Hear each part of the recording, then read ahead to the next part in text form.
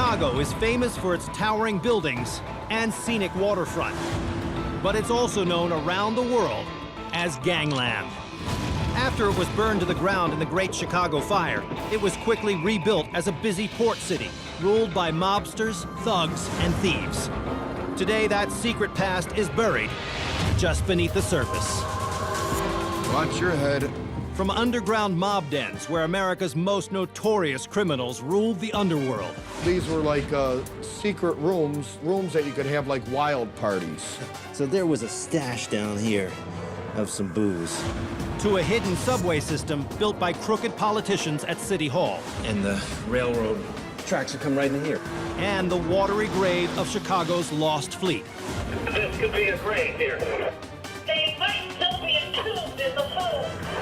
Even a highly classified nuclear lab where the world's first controlled nuclear chain reaction shook the earth. Chicago's past is filled with crime, corruption, and scandal, all hidden just beneath the streets.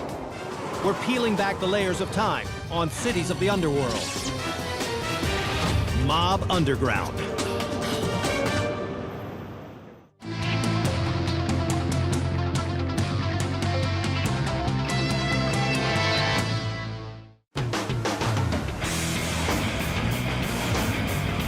With almost 3 million people, Chicago is America's third largest city. Today, it's known as a big city with a small town feel, but it still hides plenty of secrets underground. I'm Don Wildman. I'm in Chicago, Illinois. It's called the Second City for a reason. Over the past 150 years, Chicago has had to rebuild itself again and again as massive fires almost wiped it off the map and floods nearly drowned the city in its own sewage. But rebuilding a city from the ground up is not easy. And in its rush to rebuild, Chicago went from a burned-out wasteland to a booming empire of crime. In time, the city was run by a corrupt secret society called the Grey Wolves and by violent mobsters like Al Capone. They ran their criminal empire through a complex system of secret underground tunnels and escape routes. Today, Chicago is the gleaming capital of America's heartland. But dig beneath the streets, and you'll soon find the foundations were laid by America's most notorious men.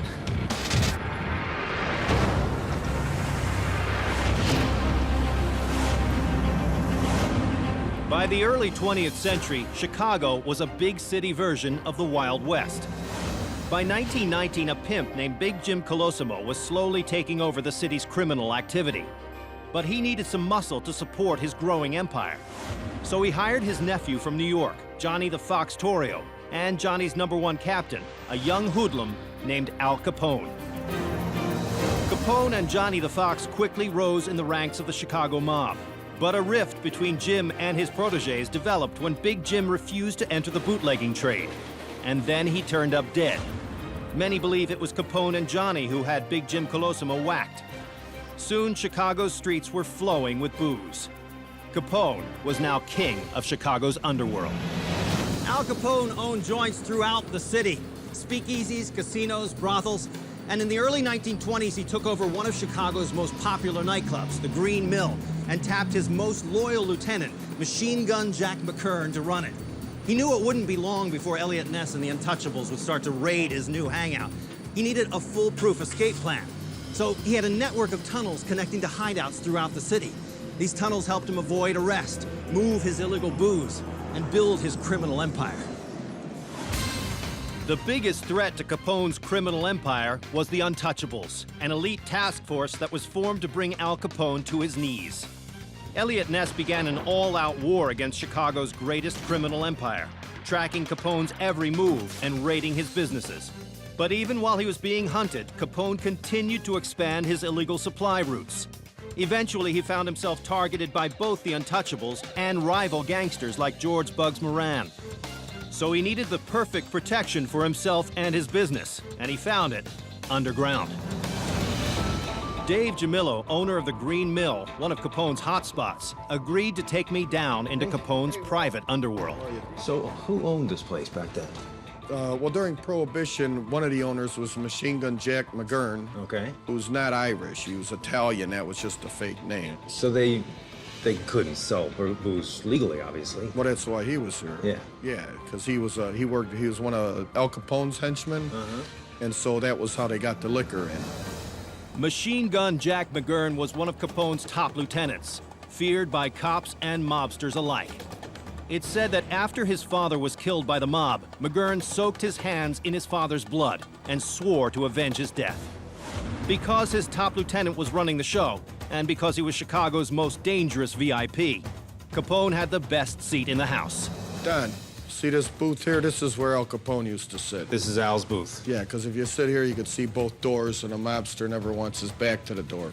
McGurn, you know, the St. Valentine's Day Massacre, you know, he's the guy that did it for Al Capone. Really? And he owned this joint when he did it. The popular Green Mill provided an excellent cover for Capone's bootlegging.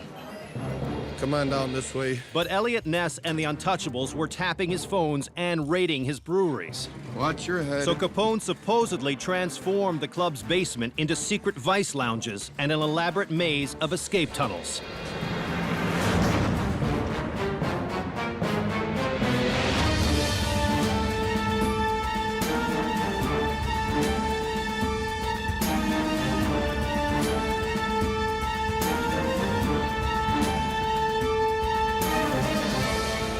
Okay, come on down this way. This is high-tech security. I think Machine Gun Jack McGurn put it in because he knew a lot of thieves. You get in a lot of trouble back then. Yeah. Okay, watch your head. All right. This is the old women's dressing room here. Oh, yeah. Over 80 years ago, these bathrooms and stalls would have been surrounded by performers preparing for the show above. But there's more here than meets the eye. If Elliot Ness and his agents got this far, they'd never suspect that this was only the first section of a more elaborate passageway. Hidden behind this thick steel door was where Capone and McGurn's exclusive underworld began.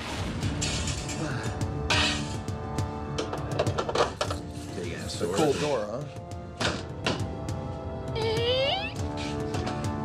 All right, come on this way. This place just goes on and on, doesn't it? This extensive passage was the Green Mill's best-kept secret. At first, it appeared to be just a backstage for the jazz club up above. But beyond the hidden door, there were private party rooms with easy escape routes to the streets above. With an extensive subterranean route, booze, women, and the Green Mill's upscale clients could move freely around the tunnels without being caught. If Ness and his agents managed to find this hidden underground, the Untouchables would find nothing but empty passageways. Just as popular as the jazz and dancing up above were the private rooms Capone concealed for his VIPs. Now you see all these doors on each side of the hallway. From what I'm told, these were like secret rooms that you could have like wild parties. Really? Because at the time, if it ever got busted, there's ways of getting out of here that you end up walking on the street with your dame on your arm like nothing ever happened. So there's exits that go straight up to the street from underneath? Yeah. Can we see one of them? No, I don't want to get robbed, so I'm not going to show them to you. For security reasons, Dave wouldn't allow us to film the entrances. But in the old days, criminals were welcomed in these tunnels, using them for parties or to escape a raid. But that's not all. The main passageway extended to become a liquor supply route for Chicago's finest theaters and clubs around the city. Come on over here. This place is huge. Oh, look at that. Yeah. Well, there you go. There's a secret passageway if ever there was one. Let's just take a look at this.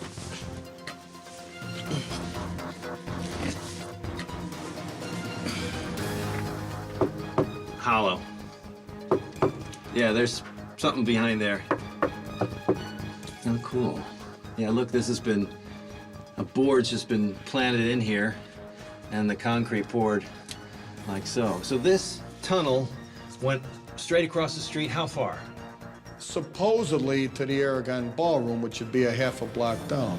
From the basement of the Green Mill, patrons, criminals, and booze could be transported to the Aragon Ballroom and other clubs around the neighborhood, all underground.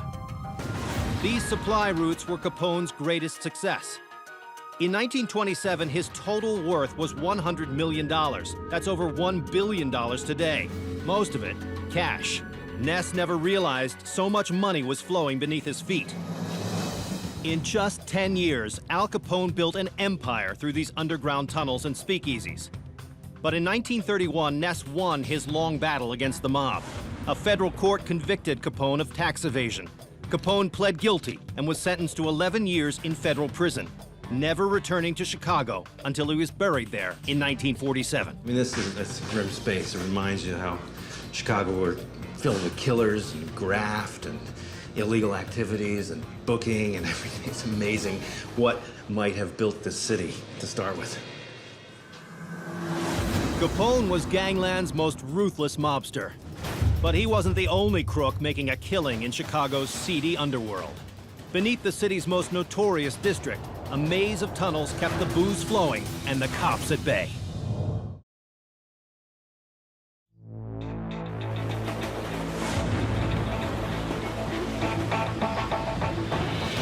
By the 1920s, Chicago had earned the nickname Gangland because it was run by violent gangsters like Al Capone and George Bugs Moran. They had capitalized on the tragedy of the Great Chicago Fire and built a city of crime on the ashes.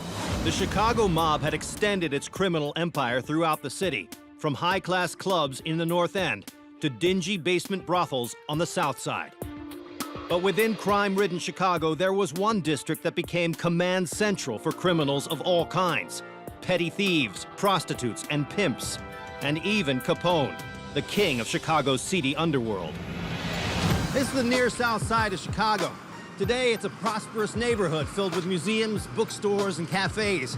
But if I was walking down this street 80 years ago, I'd be surrounded by prostitutes, pimps, drunks, and the nation's most dangerous criminals. And if you looked a little harder, you'd see politicians and businessmen.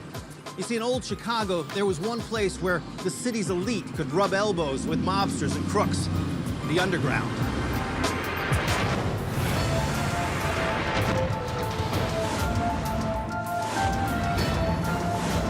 Today, it's called the Near South Side, but in the early 20th century, it was called the Levee District, and it was the most notorious spot in Chicago. City aldermen who ran the levee were as crooked as the thugs on the street. Not only did city officials allow gambling parlors, brothels, and speakeasies in their district, they took a cut of the profit. At one point, there were over 100 dens of vice operating in the levee, and one of its most infamous businesses was the Cullerton Hotel. Hey, Richard. Hi, Dan. Nice to see you. You too. Local mob expert Richard Limburg was going to take me inside. Today, the old lobby of the hotel is an auto parts store, but over 100 years ago, this was a mob operation. Unlike other illegal enterprises, this one had it all: women, booze, and gambling.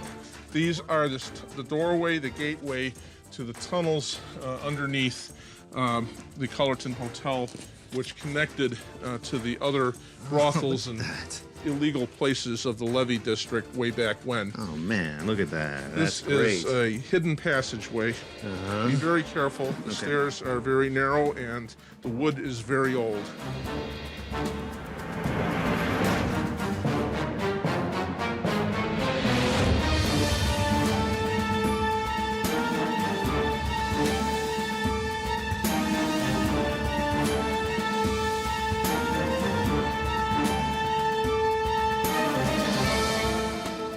Oh yeah, it's got that basement smell, doesn't it?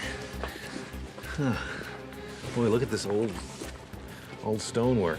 During the early days of the Chicago mob, this underworld was packed with gamblers, hiding beneath the guise of a legitimate hotel. And I would imagine quite a glamorous space. I mean, they would have wanted you to feel like you were having a good time. It was more of a penny ante kind of thing with what they used to call the dinner pail gamblers. That is, the men who carried a dinner pail to work and stopped off here after a long day of toil, where they would wager away their last meager paycheck. So the Upstairs on their girlfriend, downstairs on their favorite game. The Cullerton had been run by the mob for years. Then, in the 1920s, Chicago's newest and most powerful mobster, Al Capone, reportedly took over the Cullerton and the Levee. Capone's hotel was mostly a blue-collar joint, catering to working men in the district. Other places, like the upscale brothel known simply as Casino, catered to high rollers, businessmen, even politicians. But neither high rollers nor working men were safe from the police. Capone ruled the levee district by paying off most of the police. But not all cops were crooked, and there were still constant raids. Beginning around 1900, the proprietors of the vice dens in Chicago built a system of tunnels that extend about 6 blocks west of here and 2-3 blocks south and north. The tunnels are running all through The tunnel, neighborhood. it's a warren of tunnels that were used as getaways during police raids. Long before Capone took over the Cullerton, the owners dug out an elaborate tunnel system, providing escape routes in case of a crackdown. It was a constant game of cat and mouse, and these tunnels were the playing field.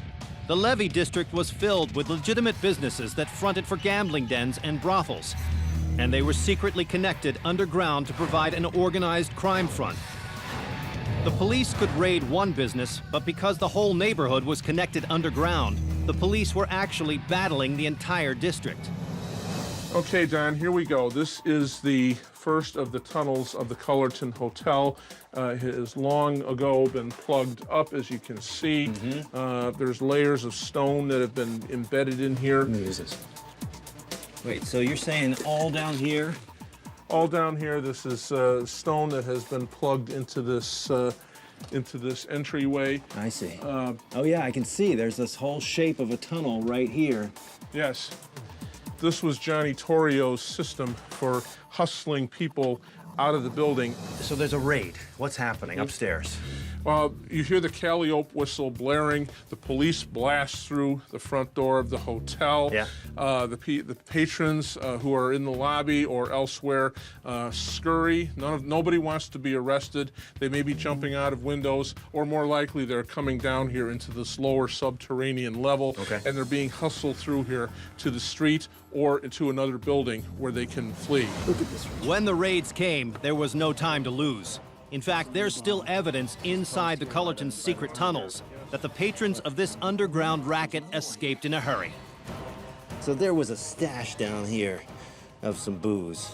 It's amazing. So this is where they're running out, and I'm betting that they're getting rid of their booze. Yes, it's falling out of their pockets. They're taking a last swig as they go through the tunnel. They're looking over their shoulders to see if the cops are catching up with them, and they flee out and they leave their liquor behind. The Cullerton Hotel operated for 22 years in the heart of the levee district. But Al Capone was arrested in 1931. Without his protection and power, the Cullerton and most of the rackets operating in the levee went under. Legitimate businesses moved in and boarded up the network of tunnels that ran beneath the streets. This is it for this district. The city of Chicago has taken a rather dim view of its gangster past. They don't want to promote it. They don't want to celebrate it. You're really looking at the last remnant of that era. I see. Mobsters ruled the levee from underground tunnels like these, but they weren't the only ones who were corrupt. Hidden below the city's most famous department store, Chicago's top politicians had their own secret underworld.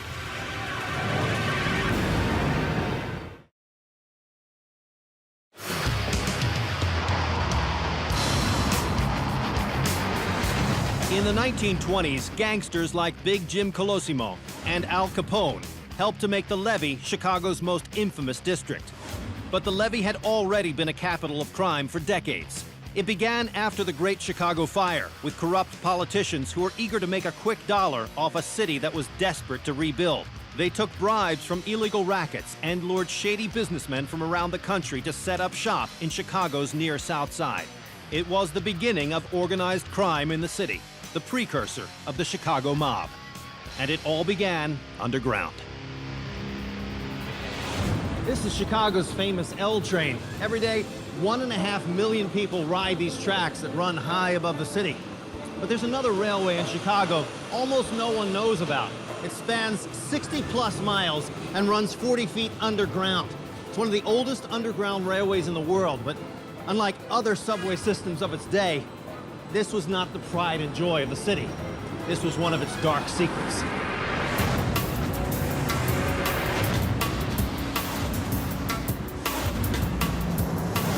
There were other secret tunnels in Chicago's underworld, but they were nothing compared to the covert subway beneath downtown. What's more, it wasn't built by mobsters in the 1920s. It was built by a corrupt group of politicians in the 1890s. At the time, Chicago's first ward, also known as the Levee District, was run by corrupt aldermen like Michael Hinky-Dink Kenna and Bathhouse John Coughlin, men who were friends and associates of Big Jim Colosimo, Chicago's most notorious pimp. They were called the Gray Wolves because they preyed on the desperation of a city that had been nearly destroyed by fire, taking payoffs to turn their backs on criminal rackets and to greenlight huge public works projects. One of their biggest scams was a top-secret tunnel system running right under the city. I met up with Richard Limburg again. He's an expert on these rail tunnels, and he brought me to one of the only access points remaining today. Ah, Marshall Field, here we are. Hey, Don, welcome to Marshall Field. In the early 1900s, this was the famous Marshall Field store. Today, it's Macy's on State Street. People then and now have never realized that a top-secret railway runs right beneath it.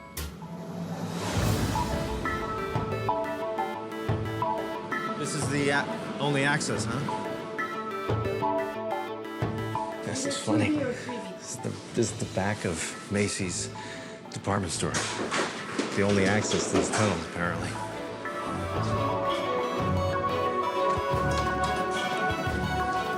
Okay, Don, let's descend down to the tunnels underneath State Street.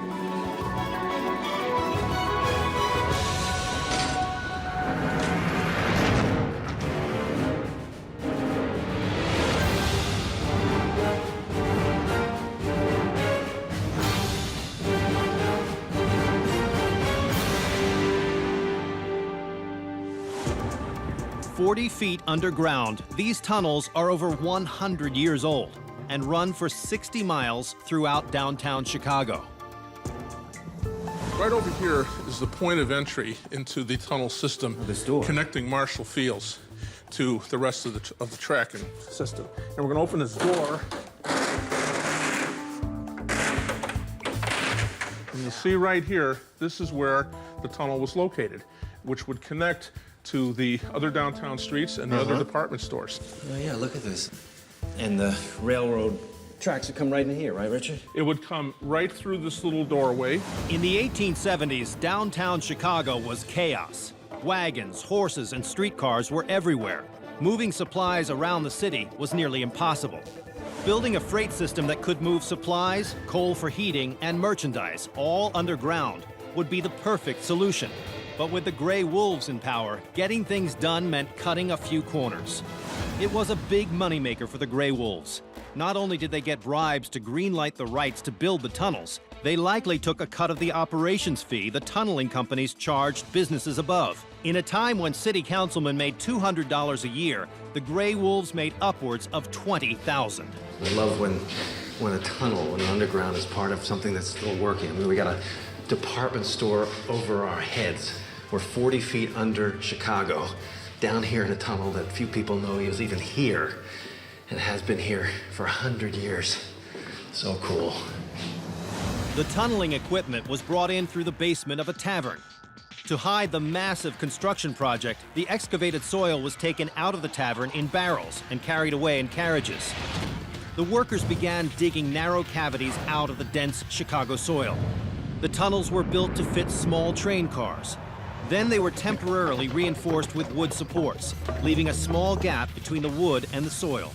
Concrete was poured in the gap, and once it set, the wood was removed, and one final layer of concrete was added to smooth the surface. The dense Chicago clay that surrounds the tunnels acts as a natural support, and the classic arch design helps distribute the weight pressing down from above. The completed tunnels were so strong, they still withstand the pressure of today's city up above. Once it was up and running, motor cars transported merchandise, coal, and ash from store to store. The system began construction in 1899. It was kind of a carefully guarded secret that they were actually going to be building tunnels in here. But the whole system kind of evolved, and as the way Chicago politics usually go, things are done secretly behind closed doors.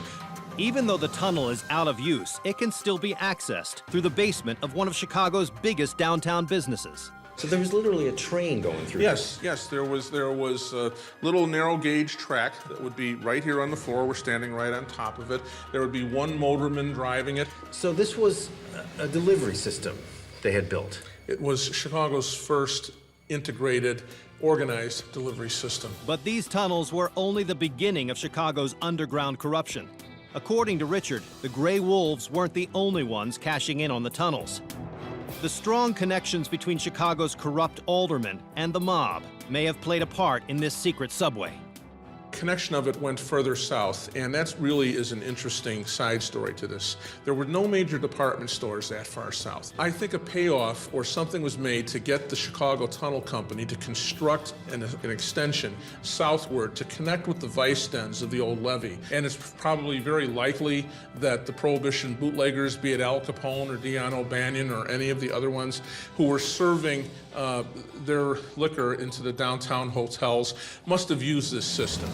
With the tunnels connecting the levee district to downtown, the illegal liquor that moved freely around the levee could make its way to Chicago's upscale clientele, making the mob more rich and powerful. No one knows for sure whether these tunnels were used by bootleggers, but the seeds of organized crime and corruption had been sown in Chicago. In 1959, the tunnels went out of service, and the city sealed up this secret project. Chicago's underground is filled with secret tunnels like these, but there's another part to the city's dark past.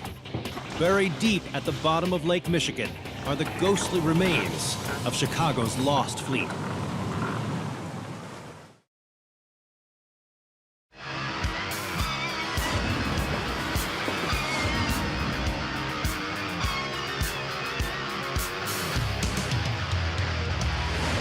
In the mid-1800s, the port of Chicago was the Grand Central Terminal of waterways. With its canals connecting to the Great Lakes, there was a direct route from the North Atlantic all the way to the Gulf of Mexico. The success of the port turned a frontier town into a center of power. And like all major ports, the incredible value of goods moving in and out of the city made it a haven for illegal cargo and contraband, bribes, and scams. But crime wasn't the only threat on Chicago's busy waterfront. Strong wind currents and sudden violent storms made Lake Michigan a deadly waterway. In fact, there have been rumors that some sea captains used the dangerous waters for a lucrative racket. They sank ships and their cargo to collect insurance money, and sometimes they used the deadly waters as a cover for murder. Evidence of those crimes may still be there, lying at the bottom of Lake Michigan. I went out with shipwreck archaeologist Valerie Van Heest to see a 125-year-old wreck called the Wells Burt. Its disastrous sinking is still a mystery.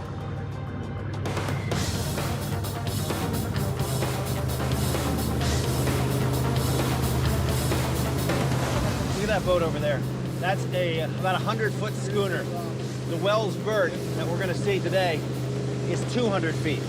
So you can imagine twice the size of that ship there. That's what's laying down on the bottom.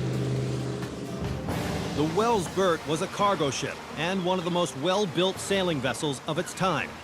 201 feet long, able to hold over 750 tons. But in May of 1883, a monster storm raged across Lake Michigan, just a few miles from the coast of Chicago. The Wells Burt sank, and all 10 crew members and the captain drowned. Many people refuse to believe that such a sturdy ship failed, even in the well-known dangers of Lake Michigan. But was it sinking an accident or murder? So we're setting anchor here. We're pretty much right over the wreck here, 30 feet over. 5 miles out to sea. The wind's really kind of picking up right here. Conditions have changed totally. This lake just switches just like that. Lake Michigan is still infamous for its unpredictable weather, so it's no surprise that the lake bottom is one huge graveyard for ships. But weather alone doesn't explain the mystery of the Wells Burt, and there was only one way to get to the bottom of it. We're doing full-face masks, and we got microphones in there so that we can talk to each other. That's cool. I've never done this before. The wreckage settled right near a reef and is lodged 8 feet into the soft clay bottom, which has kept it from breaking apart in the strong currents. If we can get inside, we'll actually be going beneath the lake bottom itself. Some Jacques Cousteau moment.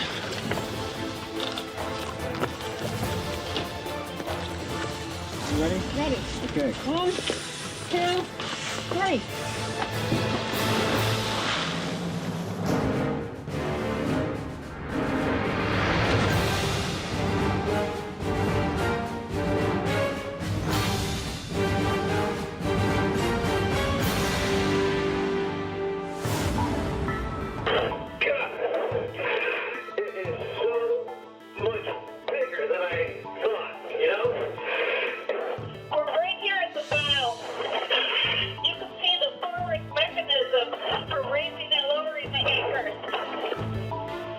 It's all here. It's incredible. I can't conceive of this thing going down. It's so big. The Wells-Burt's tragic run was supposed to be a routine trip, starting from Buffalo through the Erie Canal to Chicago. One weekend in May 1883, the city was hit by horrible storms that spawned tornadoes, 30-foot waves, and spray that reached 100 feet high at the city's lakefront. The ship was 2 hours from land when it went down. Within sight of shore, the cargo and crew were sinking without any hope of rescue. The ship's captain had been accused of foul play in a previous shipwreck. If the ship was sunk on purpose in a scam to collect the insurance money, it would make the death of the crew murder. Valerie, did they ever find the bodies of these sailors? Well, there was reports of one body washing ashore, but 11 men died on this ship. And I'm afraid they might still be entombed in the hold. This could be a grave here. Well, I think this could be a graveyard for 11 men, yes. But how did the Wells-Burt actually sink? The captain was a seasoned veteran, and the ship was a model of solid craftsmanship.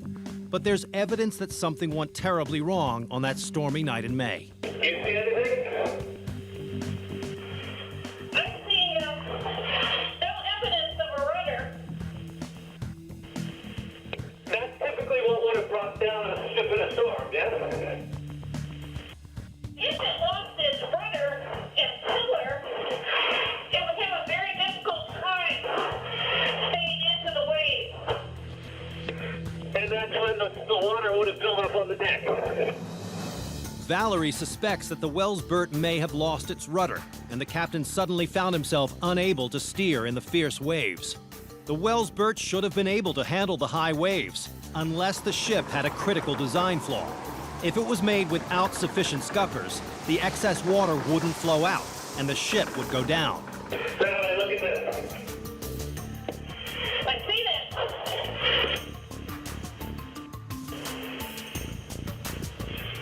Now that appears to be a scupper. So this would be what the water would have drained out of. Time to come out. But to only have one of these in the first half of the ship, that's not enough. The ship was, in fact, built with scuppers. But according to Valerie, there were not enough to disperse the water crashing onto the deck. If the ship lost its rudder and couldn't steer to avoid the waves, the water would crash high and hard onto the deck.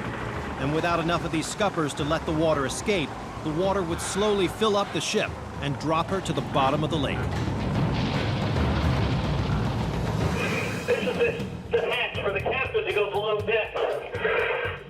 You can imagine in the storm, this whole deck awash with water. In the dark, the waves crashing over. And this captain is trying to get his ship to port. You can only imagine the terror. And this heavy ship full of coal, low in the water, just went down. Valerie believes the sinking of the Wells-Burt was an accident, caused by a simple but critical design flaw. The rumors of crime and murder have faded, but the truth still lies beneath the bottom of the lake. Today, the Wells-Burt remains intact, another well-preserved secret in the depths of Chicago's dark underworld. Whether underground or underwater, Chicago's always been a town that can keep a secret. In fact, the most deadly and highly classified experiment in history took place right here, just beneath the surface.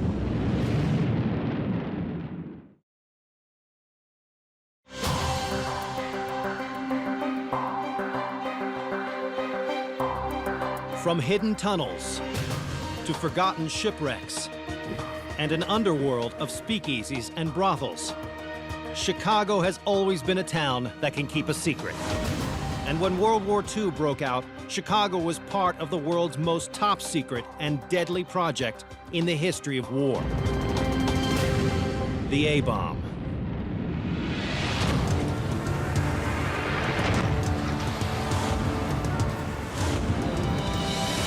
By December 1942, the race to build the first nuclear weapon was well underway, and the stakes were huge. Hitler's Nazi army had begun its conquest of Europe, and a year earlier, the Japanese had struck the U.S. naval base at Pearl Harbor. It was thought that whoever built the superweapon first would win the war.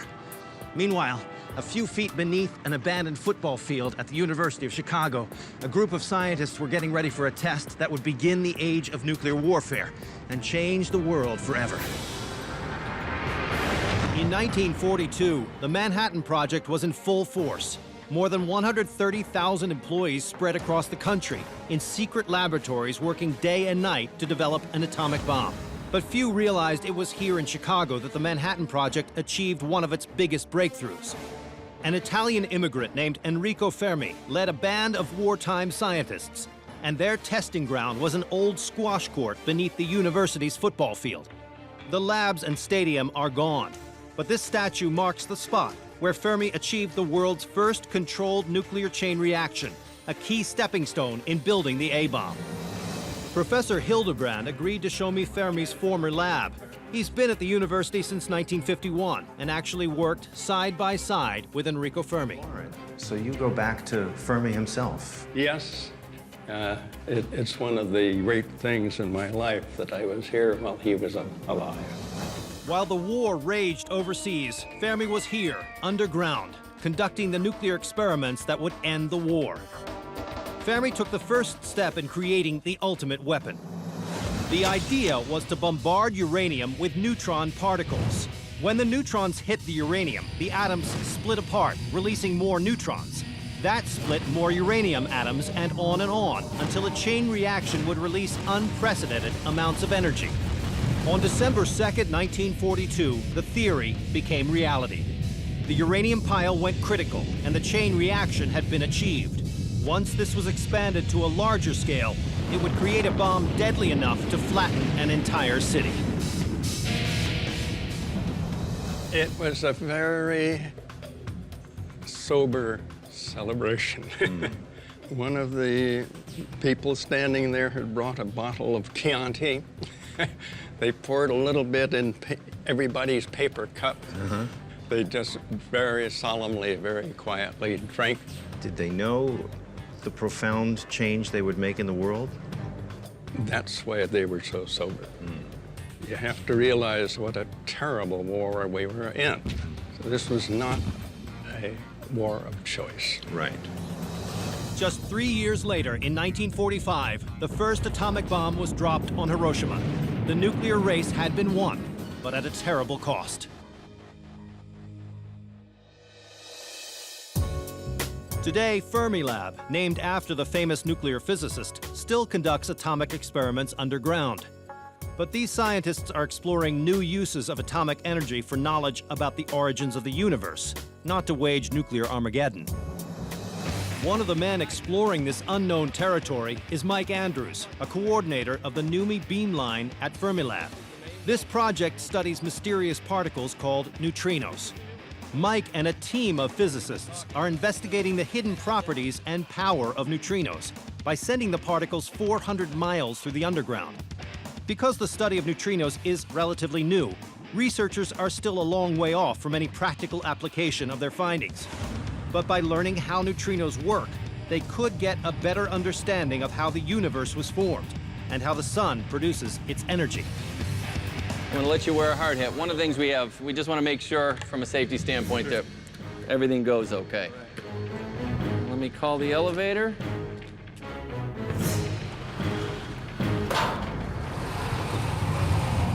If you hit the lower button, that'll start our ride.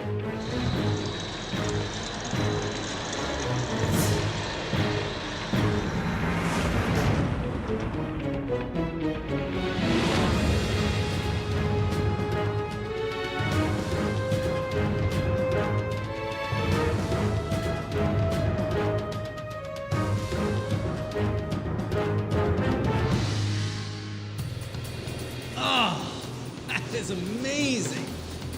So that's 360 feet up there. That's 360 feet. This exists primarily to get every component that's down here came down this shaft. So as you look at everything that's down here, everything came down here by bringing it down by crane down this shaft. Scientists needed to build this facility underground because neutrinos can be contaminated by cosmic rays. Neutrinos are basic subatomic particles created by radioactive decay and nuclear reactions, like those that take place in the sun.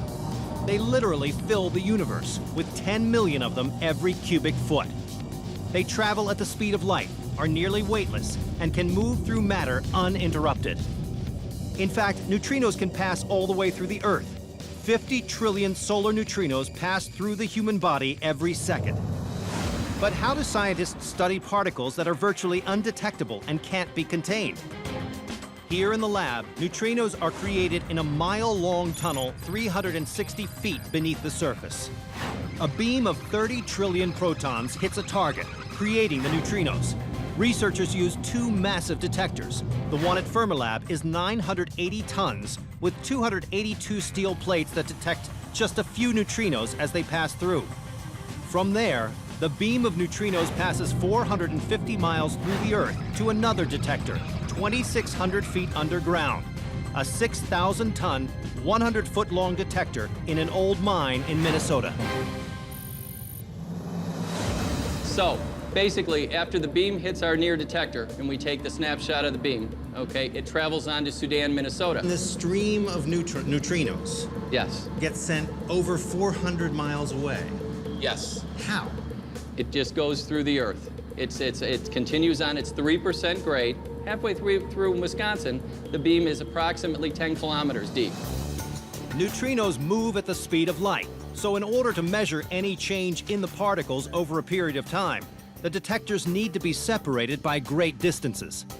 So it took 0.25 seconds for those neutrinos to go from here to Minnesota 400 miles away. It's a few tenths of a second. I don't get it. Few tenths of a second. That's insane. And you can't see it. By studying the difference in the behavior and characteristics of the neutrinos from the time they leave Fermilab to when they arrive in the Minnesota lab, researchers can gain deeper insight into an unknown science. Everything is impressive here, but this is maybe the deepest hole I've ever looked down into in my life.